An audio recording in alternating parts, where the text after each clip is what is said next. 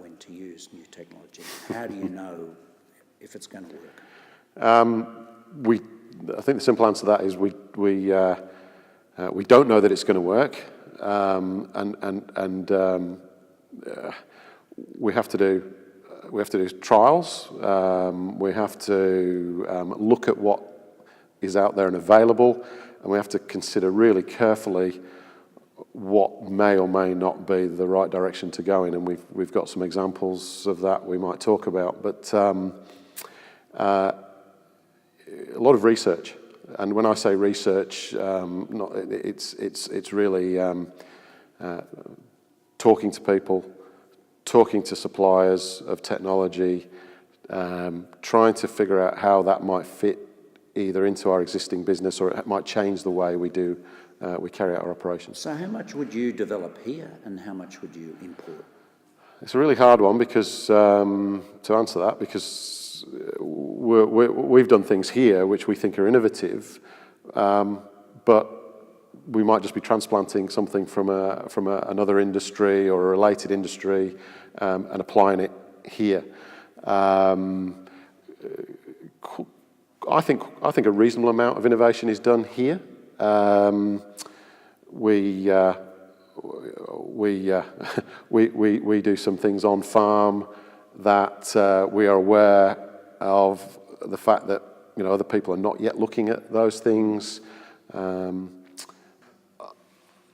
we talk about what's worked, I think what has worked is the fact that we are proactively looking at that. We might not have found the silver bullet, the solution to a problem, but because we are doing that work and because we're communicating that to our customers, they understand that we are taking those challenges really seriously. So if we take, for example, the foreign body story, we have been very proactive in encouraging our supply base to look at mechanisms at harvest to remove foreign bodies from the crop as it's being harvested. That's now become a requirement of the suppliers to on-harvest, that the harvesting equipment incorporates mechanisms to do that. That represented a step change in the performance, but it wasn't so much only the mechanical aspects of that. It was the conversation with the suppliers. It was raising the awareness with the suppliers, going out and looking at some of the practical issues in the production area where it might have been issues where contaminants were being blown in from a highway or from a surrounding area. It might have just been in terms of training the team on the site to have an awareness of the problem. And then there's the innovation in terms of technology, mechanical measures to then deal with issues. And so if some of those foreign bodies escape through the system, this could really hurt your market, right? Yes, it can and it will, yeah. And similarly, it could affect your competitor. Absolutely, yes. So if you employ a special technology that he or she hasn't got, yes, you're in front of the game. Is that true? Absolutely. Probably for a very short window, because the rate of adoption of technology is very quick, especially given that we want to share learnings, ideas around our supply base, and also with people that operate in the same industry overseas. The learning cycle's really, really quick. So, for example, we put a piece of equipment onto our harvester that we thought was quite unique. We took it from a road safety environment and applied it to our harvesting. I talked to a couple of manufacturers of harvesting equipment from overseas and a couple of other people in the industry about this. And within 12 months, I was seeing harvesters that incorporated very similar technology. Now, I'm not sure whether that was as a result of what we did or other people were going through the same learning process, but it just illustrates the rate of adoption of technology. And does this mean that you need to put effort into protecting your IP and preventing Yes, this? yeah. So we've got an example at the moment where we're looking at the next stage of monitoring at harvest using some vision technology to monitor for foreign bodies. We're about to, we did some trials last season that were very successful. So we're about to commercialise that technology with our harvester on this site. But we're in the process of, at the moment, just finalising the agreement with the manufacturer around that technology. So you'll take out patents on this and potentially market that? I think all we want to do really is to make sure that that our customers understand that we've done the work in this space. It gets a bit difficult with patents, I think, and it can be it can potentially be a bit of a minefield trying to patent some of this technology, given that it might already exist. So I think really all we're trying to do is make sure that we can demonstrate to our customers that this was something we've developed, that's moving the industry forward. There's going to be a win for the industry, not just for us eventually or ultimately, and that's important to us as well, because an issue that affects our competitor and creates a lack of confidence for the consumer in our product also has an impact on us.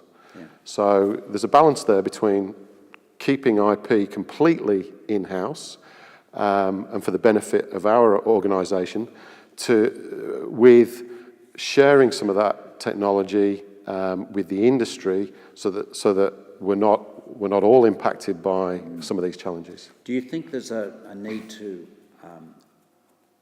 quarantine a certain amount of money towards new developments and new industry, or do you think it's a reactive process only? Good question. I think it is important to budget for R&D, and we do budget for R&D.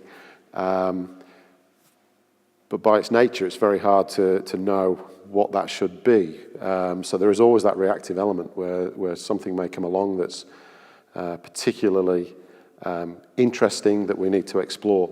So in our budgeting process, we're very agile in terms of reforecasting throughout the financial period and forecasting out as far as we realistically think we can see. And I'm trying to anticipate how we might need to react. It's not a great answer to your question, maybe, but... And do you look at getting funding sources for absolutely, this, yeah. Government? We don't base a business case on the ability to get support financially. So if we have an investment to make, the business case or the return on investment needs to stack up on its own merit, as if we were going to carry the full cost. If we can get support, as we did for a couple of things as we developed this operation, that's great. It helps. And do you look at co-innovation and co-funding for this sort of thing from your customers and elsewhere? Yes, we do. Yeah. Would you say that's the way forward for this type of thing, or no one size fits all? I would think no one size fits all. One of the challenges, I suppose, if you're going to co-innovate with your customer, is usually the customer will want to see some exclusivity for themselves, which is understandable, which can create challenges when you're dealing with more than one customer. It's in some ways potentially easier if that support is coming from a third party, whether that be government or another finance source. When it's tied to a customer, that adds another dimension. Yeah, absolutely. Is there anything else you think might be of benefit to our students in this innovation game in horticulture? So we talked earlier about the fact that there's a lot of excitement at the moment when it comes to technology, high technology. The thing that I sometimes reflect on is to also look backwards and talk to as many people as possible and think about, what are the low-tech solutions as well as the high-tech solutions to a problem. So that would be my comment around that, is that just be aware of trying to find the problem for the solution as opposed to trying to find the solution to the problem. Or being driven by innovation, perhaps, when in fact it may not be the way to go. Or being driven by the next shiny thing. Yeah. Yeah, absolutely.